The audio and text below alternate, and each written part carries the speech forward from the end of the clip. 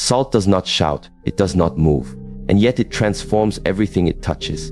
In life, it is not always the loudest force that shifts your reality, but the quiet disciplines you keep in sacred places.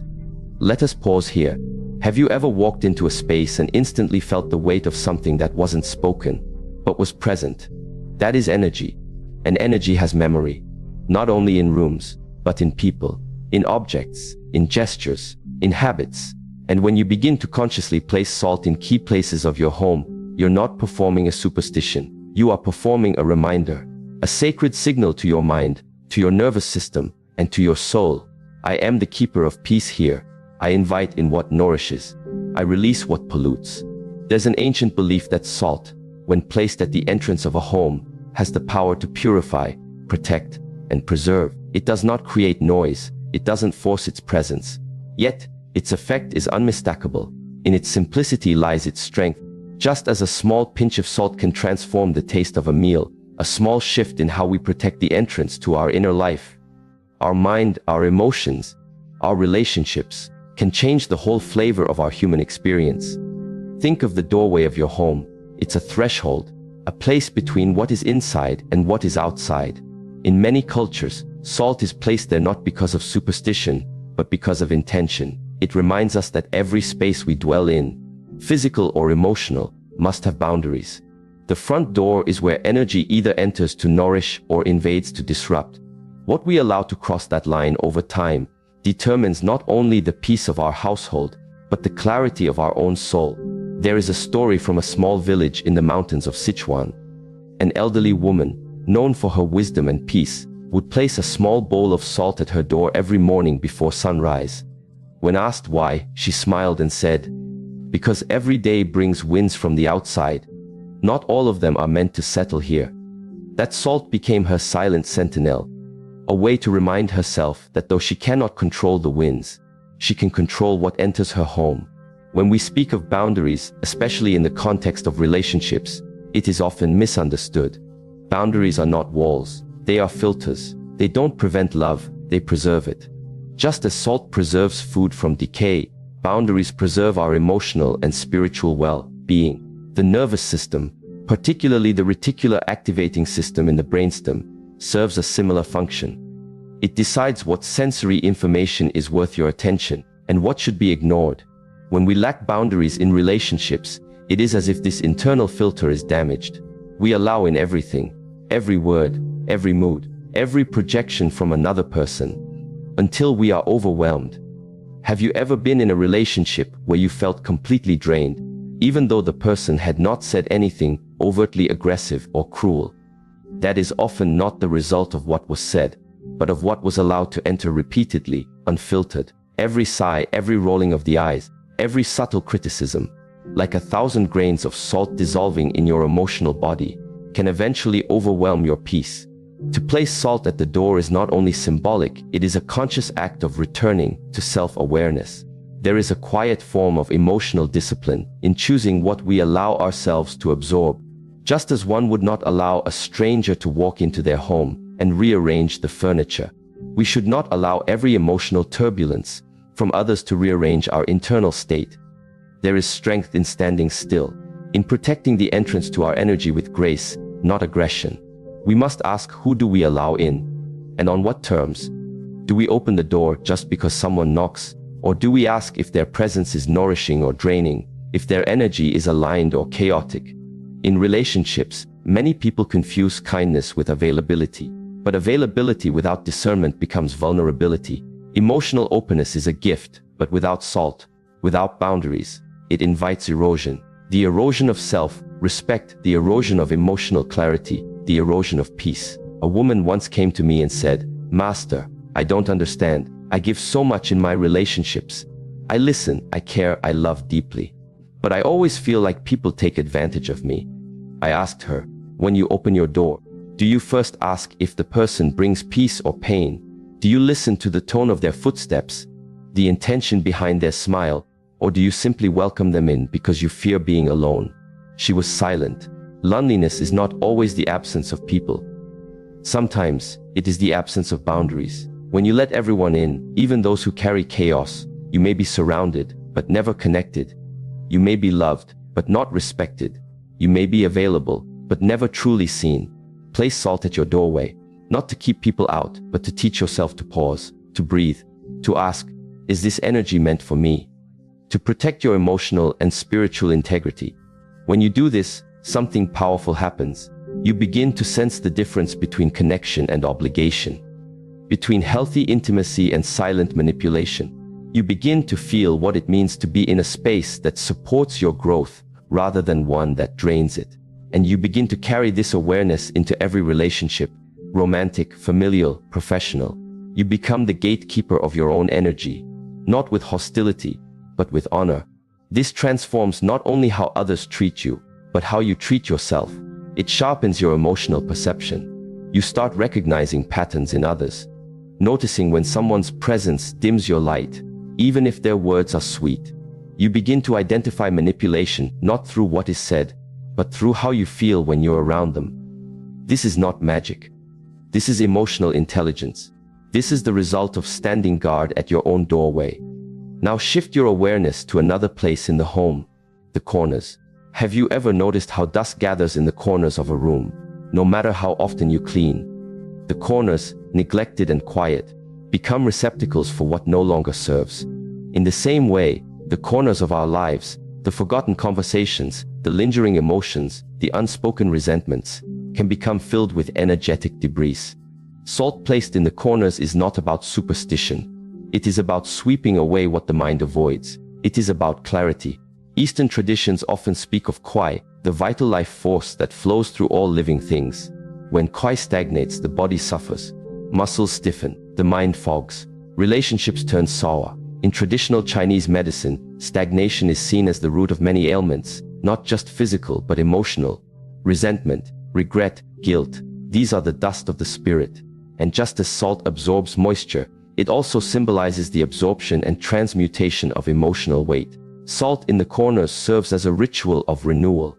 It asks you to look not only at what is central in your life, but at what is pushed to the sides. The small things you keep avoiding, the silent griefs you never speak of, the conversations you never finish, the apologies you never give, the forgiveness you withhold, not just from others, but from yourself. There was once a monk who said to his student, "Before you meditate, sweep the temple. Before you pray, clean the floor. Before you chant, wash your bowl." The student asked, "Why must I clean before I seek wisdom?" The monk replied, "Because wisdom cannot enter a cluttered space. Cleanliness is not for the room. It is for your mind." Many relationships fail not because of what is done in the center, but because of what is ignored in the corners. The quiet disconnections, the slow buildup of unspoken discomfort, the subtle ways we withdraw without words. A marriage may have beautiful moments at the surface, anniversaries, vacations, shared meals. But if emotional stagnation has gathered in the corners, the atmosphere becomes heavy. Conversations lose their spark, intimacy becomes duty, and connection begins to fade like sunlight in a dusty room. When you place salt in the corners of your home, you are saying, "I will no longer ignore what is pushed aside." It is a practice of intentional presence, a way of saying, "Let me clean up the inner atmosphere." From a psychological perspective, this mirrors the practice of mental hygiene, recognizing emotional clutter and addressing it before it becomes a pattern. A man once told me, "Master, I don't know why I feel angry all the time. My life is good. My job is fine. My family loves me." I asked him, "When was the last time you sat in silence and swept the corners of your inner room?" He looked puzzled. I explained, "Anger often arises not because something is wrong now, but because something old was never processed. Your mind may have moved on, but your body remembers. Your emotions remember. Emotions, like water, always seek expression. If blocked, they stagnate. If denied, they ferment. When you feel irritation, moodiness, or heaviness without reason, it may not be random. It may be residue. Just as a room with clean furniture can still feel dirty if the corners are untouched, a life with achievements can still feel incomplete if old emotions remain neglected. Salt is crystalline in structure. It reflects light, refracts clarity. And when we bring salt into the corners of our life, we do the same. We reflect on what we've ignored. We bring clarity where there was haze. Neuroscience supports this. showing that unprocessed emotional experiences can remain active in the brain's limbic system, triggering subtle but persistent stress responses. Over time, this leads to emotional fatigue, reactivity, even illness.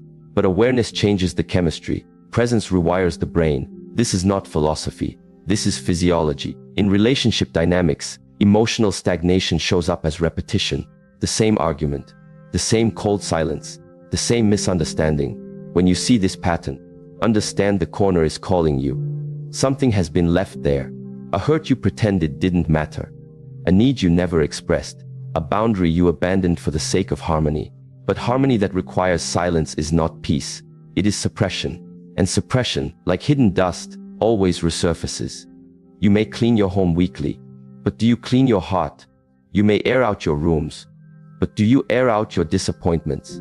Emotional stagnation does not always come from great betrayal. Sometimes it comes from years of small denials. Moments when you needed to speak, but swallowed your truth. Moments when you needed to cry, but smiled instead. Moments when you needed to walk away, but stayed because it was easier.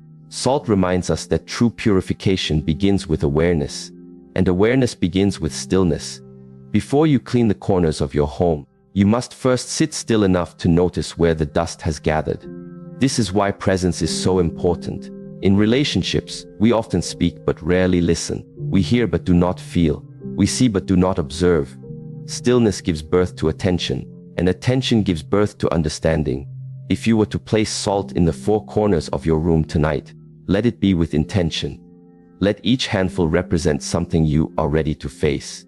One corner for the words left unsaid, another for the feelings pushed away, another for the expectations that were never fair to begin with, and the last for the forgiveness you owe yourself. Sit with it. Let the ritual be a meditation, a commitment to emotional clarity, because it is in the corners that the soul speaks softly. And only those who sit long enough in silence will hear. There are many ways to cleanse a space, but the intention behind the action often determines its true power. Salt, in its simplicity, does not demand our belief, but it responds to it. In Eastern philosophy, when a tool is used consciously, it becomes a bridge between the material and the immaterial. To place salt under your bed is not just an act of physical placement, it is a declaration. It says, I invite clarity into my inner world. The bed is where the body returns to stillness, and where the unconscious rises to speak. It is the most vulnerable place in a home, because it holds your silence, and anything that holds your silence must also hold your energy.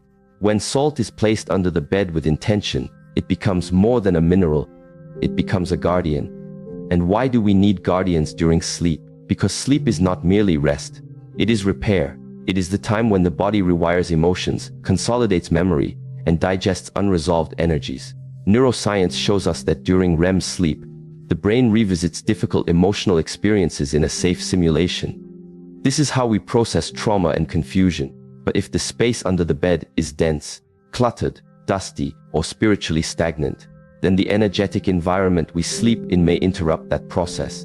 And this is something many people do not understand. Your environment either supports your healing or resists it. I once met a woman who struggled with chronic fatigue. No matter how many hours she slept, she woke up exhausted.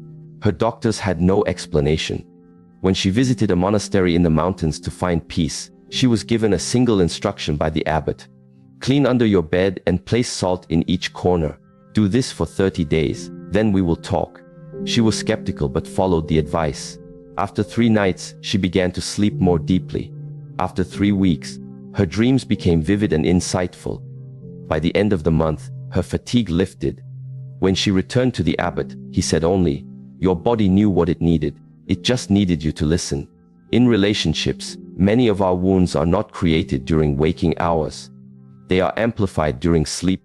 We carry into sleep what we suppress during the day. If you feel unseen in your relationship, you may wake in the night with a racing heart and no memory of a dream. If you feel unworthy, your nervous system will struggle to regulate into deep rest. In this way, the emotional tension of the day echoes through the night, and when the space beneath your bed holds unresolved clutter, it amplifies that tension. From a physiological perspective, the sympathetic nervous system, the part responsible for alertness and vigilance, can remain activated during light sleep if the environment does not feel safe. People often underestimate how deeply the brain scans its surroundings, even in unconscious states.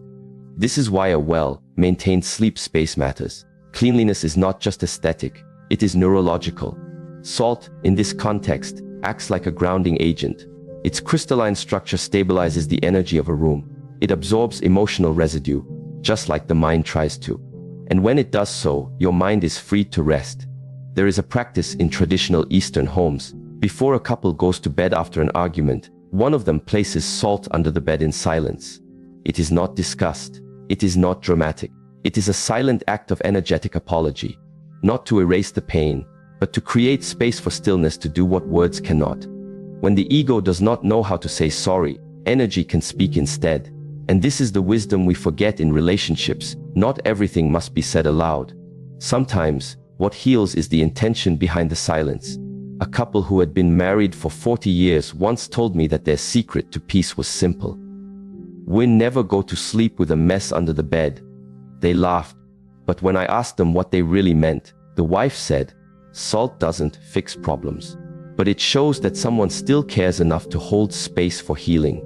When one partner places salt under the bed, they are saying, "I want us to rest without chaos between us." It's not a magic ritual, it's a symbol of willingness. Now let us turn to the fourth placement, the front entrance. If the bed is the realm of inward healing, the entrance is the boundary of outward connection.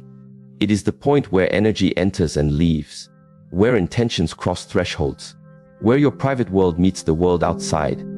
In traditional cultures, doorways are never neutral.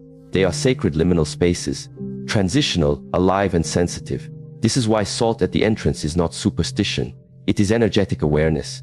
In psychology, we understand that a person's sense of safety is often tied to their perception of thresholds, places of transition. A doorway is not just a physical frame. It is symbolic of beginnings and endings.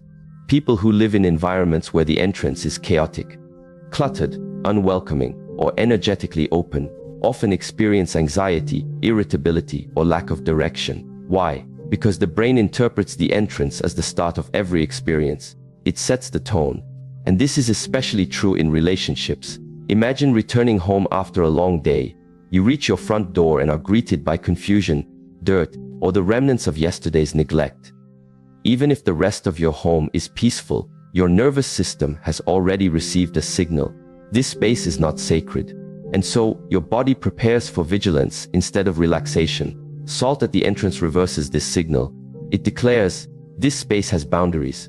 It teaches the body to exhale. In a story shared by a Zen teacher in Kyoto, a newly couple struggled to communicate. The husband, raised in a busy, emotionally distant household, would often return home silently and retreat to the back of the house. The wife, feeling rejected, withdrew emotionally. After weeks of silence, her teacher advised her to place a small bowl of salt near the front door and to clean the threshold every morning, not to change him. The teacher said, but to make the entrance a space of welcome. Within days, the husband paused more often at the door. Within weeks, he began to greet her before walking in. She did not speak about the salt, but the space changed him.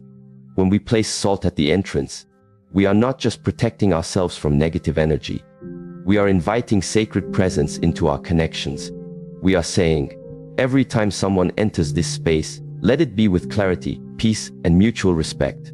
From a neurological standpoint, routines associated with entering a home, like cleaning shoes, bowing slightly, or noticing a symbol of peace, activate the parasympathetic nervous system. The body recognizes these cues as safety. Salt becomes a subtle reminder. It is not the salt itself that changes us, but our willingness to be mindful in its presence. In relationships, the threshold also symbolizes the emotional gateway. How do you let people into your life? Are your boundaries reactive or intentional? When someone crosses into your world, do they feel your stillness or your chaos? Salt at the entrance is a mirror. It reminds you that you get to choose the tone with which you greet others. And even more profoundly, it reminds you that how you enter your own home reflects how you enter your own heart. There was a man who lived alone for years. After a difficult divorce, he shut his heart and home to connection. His entrance became cluttered with packages, shoes, and unspoken grief. One day, after attending a retreat, he was asked to perform one task: clear the entrance, place a small dish of salt, and walk in with reverence. At first, he laughed. But something inside him softened. The next morning, he entered his home slowly, noticing the quiet, the light. He began to clear the space daily. And one evening, as he stepped inside, he felt tears rise, not from sadness, but from the sudden awareness of presence. That was the beginning of his healing. In both relationships and solitude, the space we create at the entrance of our lives reflects the state of our soul. If you open your home with resentment, then even love that knocks cannot enter freely. If you open with fear, then even joy will hesitate. But when you open with stillness, when you choose to purify that space, even with something as humble as salt, then the entire energy of your relationships shifts. People feel safer, conversations soften, defenses drop. And this is not metaphysics, it is human behavior. When someone feels invited, they open. When someone senses boundaries, they respect. When someone crosses a threshold that has been prepared with care, their heart leans toward gratitude. Salt does not command this reaction, but the intention behind placing it does. In the Tao Te Ching, it is written, "The softest thing in the universe overcomes the hardest." This includes the small choices we make, quietly, without needing to be seen. Placing salt under the bed is soft. Placing it at the entrance is softer still. And yet, in their subtlety, these actions shape how we love, how we rest, how we let go. In this way, every corner of the home becomes not a place to hide, but a space to be deeply seen. There is a quiet space in every home that people walk by without noticing, a corner, tucked away, often overlooked, rarely touched. And yet, it is in these forgotten places that energy settles. Just as in the corners of our hearts lie the emotions we didn't want to face, in the corners of our rooms gather the remnants of yesterday's chaos. Dust, stagnant air, old thoughts, they all find a way to rest where we do not look. And so, when you place salt in the corners of your home, you are not merely engaging in a ritual. You are making a profound statement: nothing in my life will be left unattended. Relationships suffer when we leave things unspoken. A quiet disappointment, a misunderstood silence, a moment when one partner needed reassurance but received distance instead. These emotional remnants do not disappear, they hide. And just like dust in the corner of a room, they accumulate until one day they become visible. Placing salt in the corners of your space teaches you to become mindful of these hidden emotions.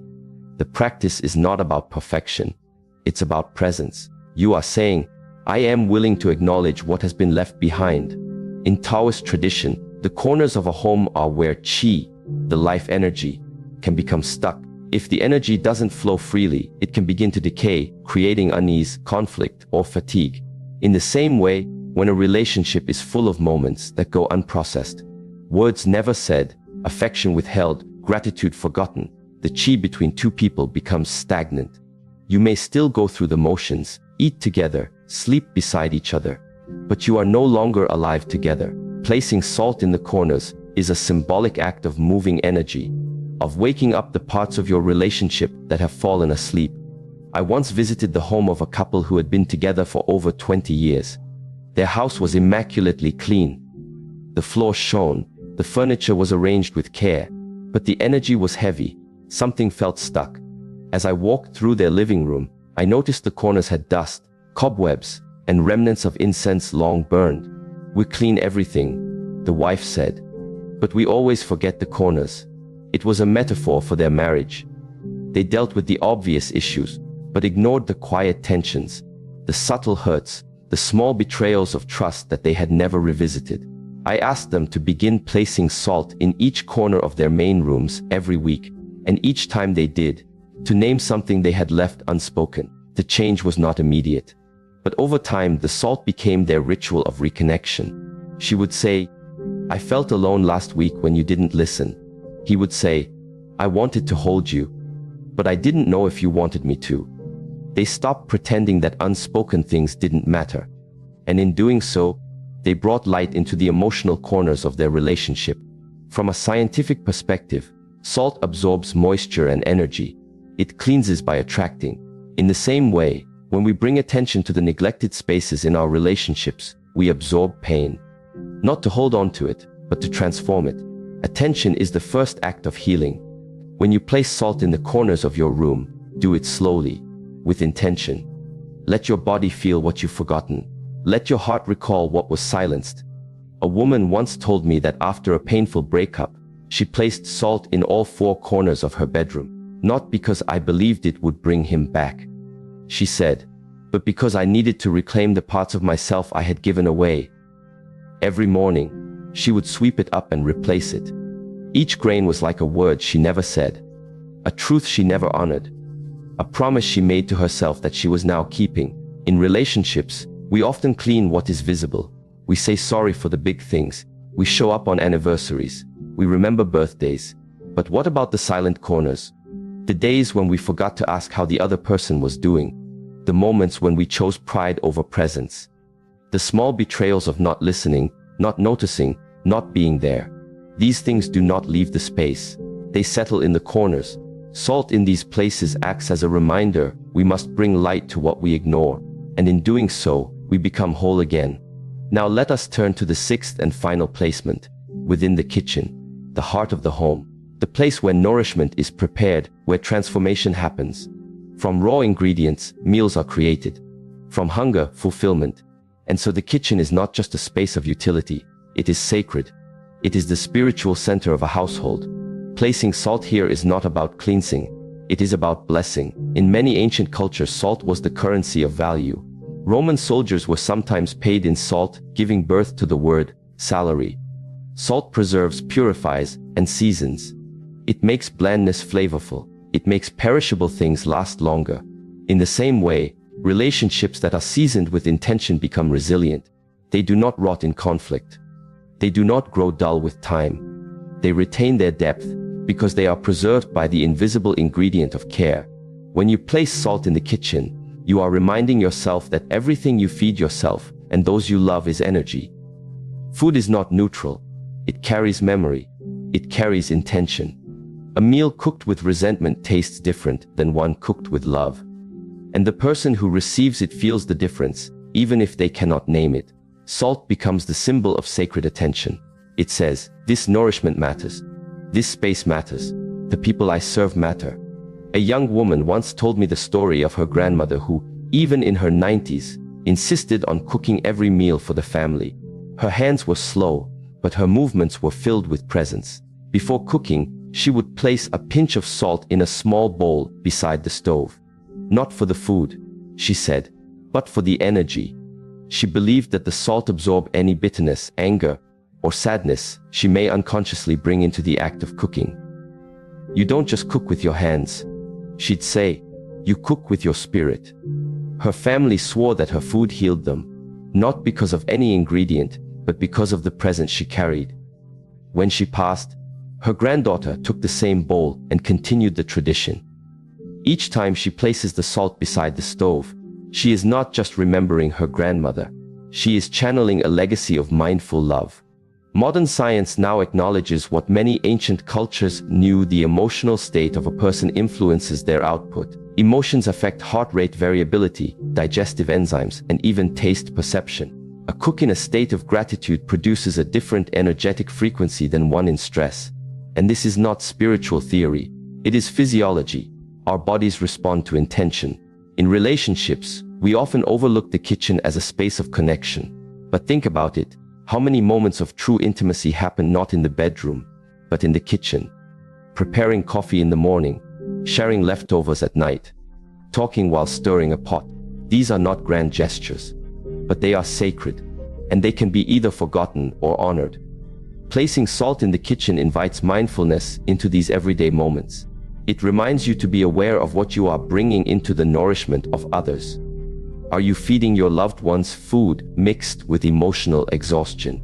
Are you serving meals while resenting the role you've taken on? Or are you offering presence, even if it's imperfect? One husband, frustrated by the growing distance between him and his wife, began placing a small dish of salt near the stove each time he cooked. He did not tell her why, but he told himself, each time I prepare food, I will let go of my complaints. I will infuse this moment with the love I have forgotten how to show.